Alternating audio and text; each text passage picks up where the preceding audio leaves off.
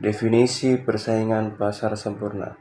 Definisi persaingan pasar sempurna adalah di mana jumlah penjual dan pembeli, atau bisa dibilang konsumen, sangat banyak dan produk atau barang yang ditawarkan sejenis atau serupa. Penjual yang harganya lebih tinggi tentu akan kurang diminati, begitupun sebaliknya.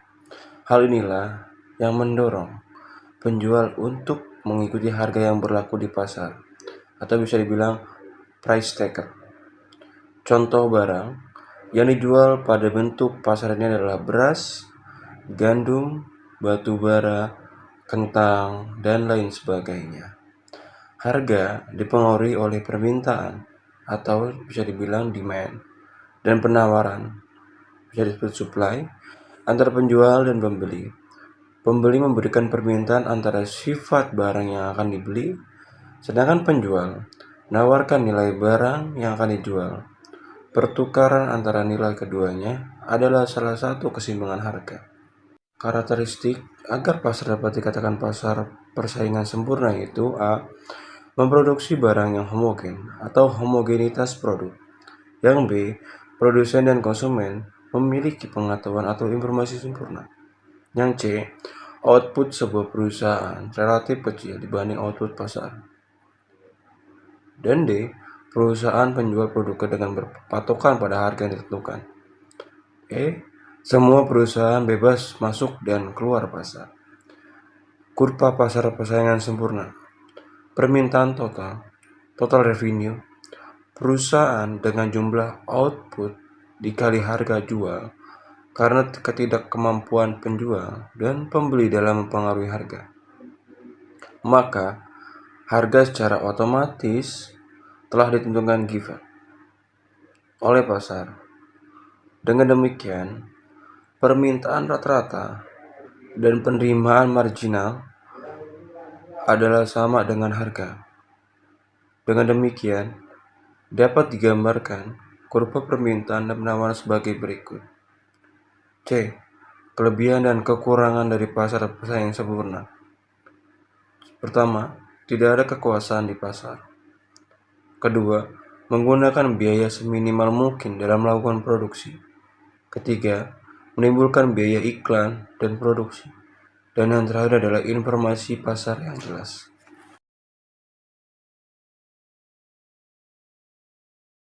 Perkenalkan, nama saya Ade Rizky Ramadan. Di sini saya akan menjelaskan tentang kurva dan karakteristik pasar persaingan yang sempurna. Pertama yaitu kurva A. Industri tingkat harga dan pasar persaingan sempurna ditentukan oleh permintaan dan penawaran. Yang berikutnya B yaitu kurva B. Perusahaan jumlah output perusahaan relatif sangat kecil dibanding output pasar.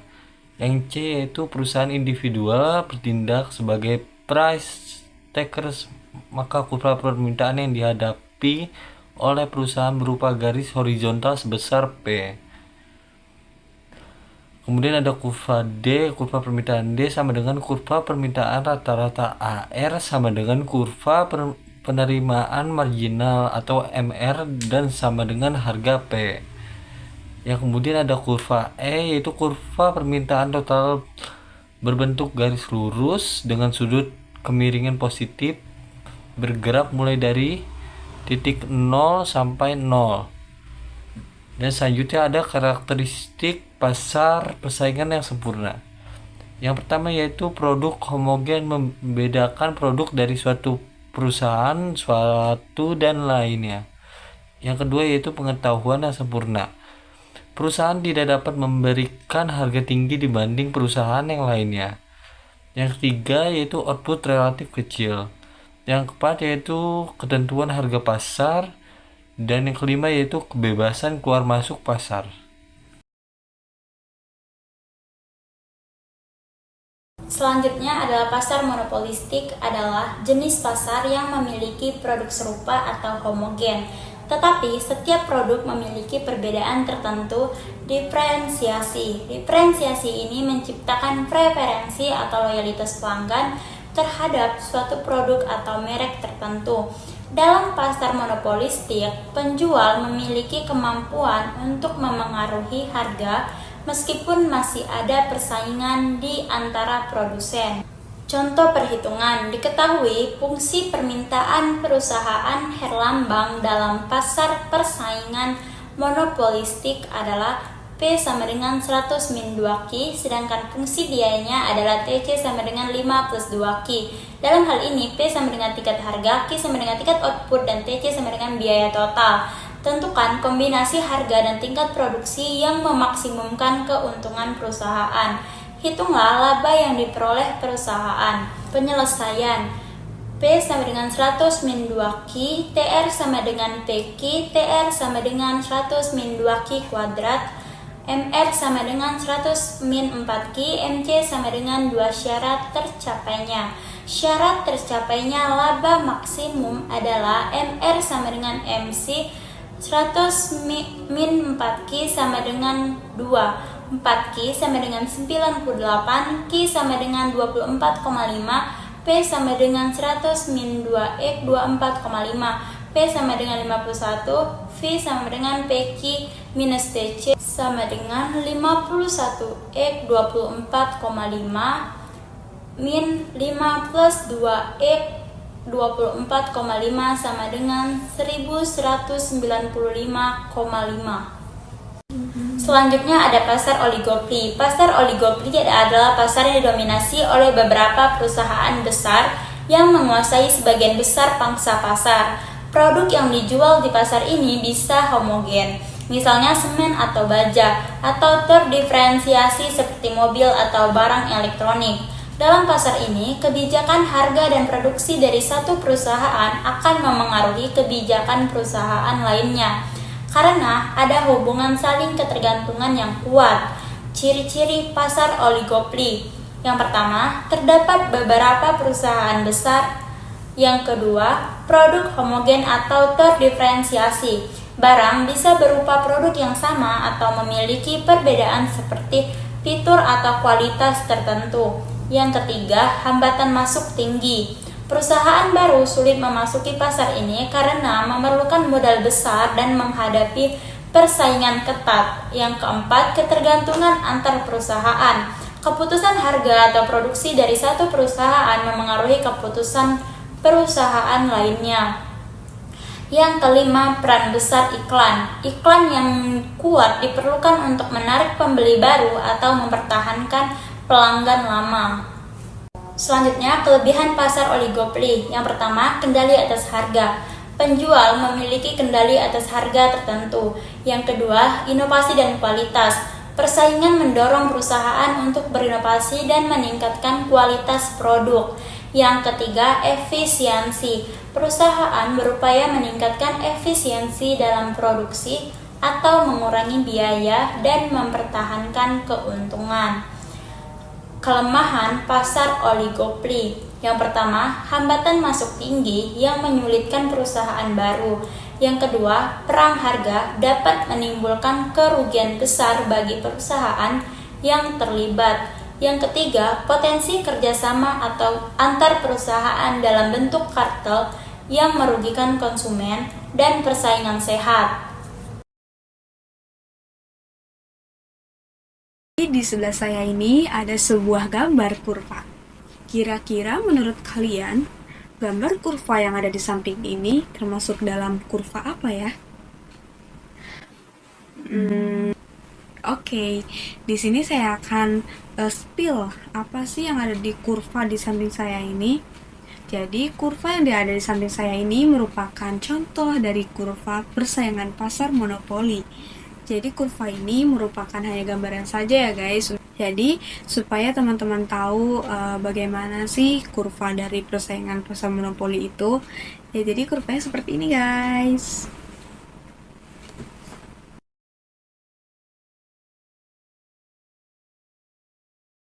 Pasar input merupakan suatu pasar yang menyediakan faktor-faktor produksi yang terdiri dari sumber daya alam, modal, tenaga kerja, dan juga pasar kewirausahaan. Dengan kata lain, pasar input merupakan pasar yang menawarkan faktor-faktor produksi Input ataupun faktor produksi yang dimaksud adalah berupa barang ataupun jasa yang digunakan sebagai masukan ataupun pendukung pada suatu proses produksi.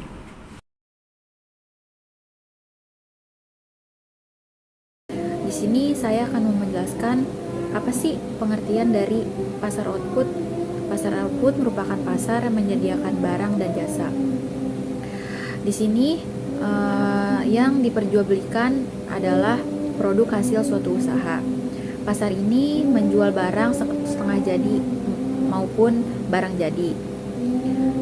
Untuk kalian ketahui, sebenarnya pasar output ini adalah disebut juga sebagai pasar pada umumnya.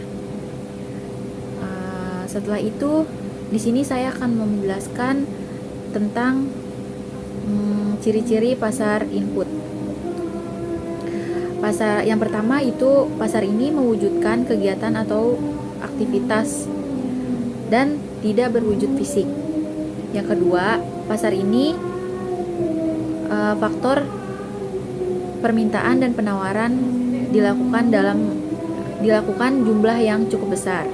Yang ketiga, jenis dari penawaran dan permintaan sesuai dengan produk yang dihasilkan. Yang keempat, penawaran faktor produksi dapat berupa monopoli seperti permintaan sifat koleksi. Dan yang ketiga itu ada ciri-ciri pasar output. Yang pertama itu menjual dan membelinya sangat besar. Yang kedua, penjual dan pembelinya bebas keluar masuk pasar. Yang ketiga, produk yang dijual bersifat homogen. Yang keempat, faktor produksi bergerak bebas dan individu tidak bisa mempengaruhi harga pasar.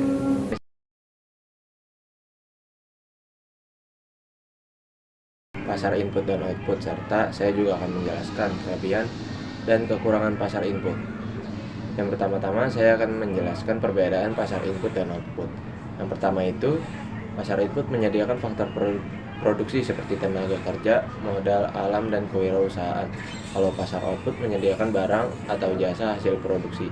Yang kedua, penawaran pasar input berasal dari masyarakat atau konsumen, sedangkan penawaran pasar output berasal dari produsen atau pengusaha.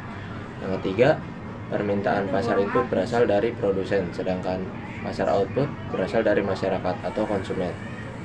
Dan kali ini saya akan menjelaskan kelebihan dan kekurangan pasar input. Yang pertama, kelebihannya itu menyediakan pembiayaan jangka panjang untuk usaha. Yang kedua, memungkinkan diversifikasi. Yang ketiga, mengalokasikan dana secara optimal. Kekurangannya itu yang pertama ada harga saham dapat terpengaruh oleh fluktuasi kurs. Yang kedua, saham bersifat spekulatif dapat merugikan. Yang ketiga, mekanisme pasar modal yang rumit dapat menyulitkan pihak tertentu. Assalamualaikum warahmatullahi wabarakatuh. Perkenalkan, saya Delia Fitri Lumele. Di sini saya akan menjelaskan tentang struktur pasar yang ada di Indonesia. Sebelum memulai materinya, di sini saya akan menjelaskan definisi dari pasar terlebih dahulu. Baik, definisi dari pasar sendiri. Struktur pasar adalah sebuah variabel yang menggambarkan karakteristik pasar yang dimana di dalamnya mencangkup jumlah pembeli, penjual, jenis produk yang ditawarkan, serta hambatan yang ada pada pasar tersebut. Itu definisi dari pasar. Baik, selanjutnya saya akan menjelaskan tentang struktur pasar yang ada di Indonesia. Yang pertama itu ada persaingan sempurna. Pasar dengan banyak penjual serta pembeli sehingga tidak ada satupun pihak yang dapat mempengaruhi harga. Contohnya seperti pasar tradisional. Untuk yang kedua itu pasar monopoli. Pasar dengan satu penjual namun banyak pembelinya seperti PLN. Untuk yang kedua itu ada pasar monopolistik. Pasar dengan penjual yang menjual produk serupa namun tidak identik seperti semen. Untuk yang keempat itu ada pasar oligopoli. Pasar dengan penjual yang menjual produk serupa yang berpengaruh besar terhadap harga seperti industri telekomunikasi. Untuk yang kelima itu ada pasar monopsoni. Pasar dengan satu pembeli dan banyak penjual seperti Pertamina. Baik, selanjutnya di sini juga saya akan menjelaskan tentang karakteristik struktur pasar yang ada di Indonesia. Untuk yang pertama itu, pasar yang belum sempurna. Beberapa pasar di Indonesia belum sempurna sehingga menciptakan persaingan yang tidak seimbang. Untuk yang kedua itu ada dominasi. Perusahaan besar banyak mendominasi sehingga mencegah atau memperlambat besarnya perusahaan kecil. Untuk yang ketiga itu ada ketergantungan. Yang pertama itu ada ketergantungan pada impor. Pasar di Indonesia masih mengimpor barang atau jasa sehingga mempengaruhi struktur domestik. Untuk yang keempat itu ada pasar tradisional. Pasar yang masih kuat. Pasar tradisional ini juga berperan penting dalam perekonomian di Indonesia. Baik teman-teman, di sini adalah penjelasan terakhir. Di sini saya akan menjelaskan tentang contoh dari struktur pasar yang ada di Indonesia. Oke, langsung saja. Yang pertama itu ada pasar semen. Pasar semen ini dipimpin oleh perusahaan besar sehingga menciptakan struktur pasar monopolistik. Untuk yang kedua itu ada pasar telekomunikasi. Pasar yang dipimpin dengan perusahaan besar juga hingga menciptakan struktur pasar oligopoli. Untuk yang ketiga itu ada pasar listrik. PLN adalah salah satu penyedia listrik tunggal di Indonesia sehingga menciptakan struktur pasar monopoli. Jadi PLN itu hanya tunggal ya teman-teman. Jadi dia menciptakan struktur pasar itu yang kayak monopoli gitu. Oke, sekian penjelasan dari saya. Kurang lebihnya mohon maaf. Wassalamualaikum warahmatullahi wabarakatuh.